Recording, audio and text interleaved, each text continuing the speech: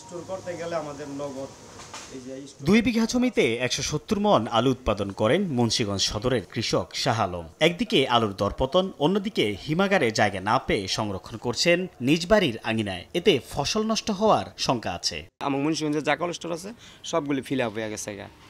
Fill up হয়ে যাওয়াতে এখন আমরা পরে আর আলু কোনো জায়গায় নিলে আমাকে আলু রাখে না। অন্যান্য জেলার তুলনায় মুন্সিগঞ্জে দেরিতে হয় আলুর ফলন। এই সুযোগে স্থানীয় ফরিয়া ও ব্যবসায়ীরা কোটা পদ্ধতির মাধ্যমে আগাম বুকিং দিয়ে উত্তরবঙ্গের আলু এনে সংরক্ষণ করেন। ফলে বিপাকে জেলার আলু চাষিরা। স্টোরে মনে হয় উত্তরবঙ্গের আলু দিয়া আমাকে মুন্সিগঞ্জ শহরের কলেস্টন জায়গা জায়গা বের হচ্ছে আর বলতাছে জায়গা নাই, আপনি কোথায় রাইখা যাবেন যান। হিমাগার খালি পড়ে থাকে এমন দাবি করে বাধ্য হয়েই অন্য জেলার আলু সংরক্ষণ করা হয় বলে দাবি ফরিয়াদের। রংপুর, দিনাজপুর ওয়াল ডা করছে, ওই কারণে আমাদের দেশের মুন্সিগঞ্জের কিছু পার্টি গিয়া করছে, কি মাল আনছে, আনার পরে আস্তে আস্তে স্টোর বেড়ে গেছে, মুন্সিগঞ্জের মাল আটকে গেছে। হিমাগার মালিকদের দাবি সংরক্ষণ ক্ষমতার চেয়ে মুন্সিগঞ্জে কম আলু উৎপাদিত হয়। তবে কৃষি বিভাগ বলছে জেলার 58টি হিমাগারে সংরক্ষণ ক্ষমতা 5 লাখ টনের বেশি। তবে আলু উৎপাদন হয়েছে প্রায় 11 লাখ টন। বিভিন্ন ইনফ্রাস্ট্রাকচার হওয়ার কারণে কৃষি জমি কমে আসছে, কিন্তু কোল্ড স্টোরেজের ক্যাপাসিটি কিন্তু সেই রয়ে গেছে।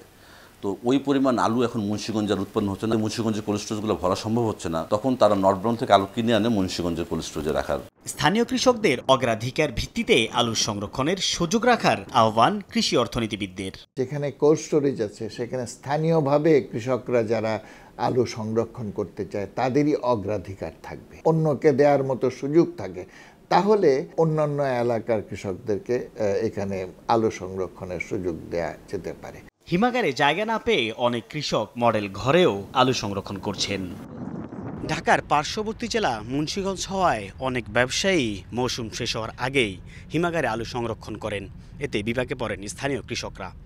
তারা বলছেন রাজধানীতে দূরত্ব কম থাকায় কম খরচে রাজধানীতে প্রেরণ করার পরে দাম নেওয়া হয় 2 থেকে 3 গুণ, আর সেই ব্যয় যায় ভোক্তার পকেট থেকে। সাইফুল ইসলাম, সময় সংবাদ, মুন্সিগঞ্জ।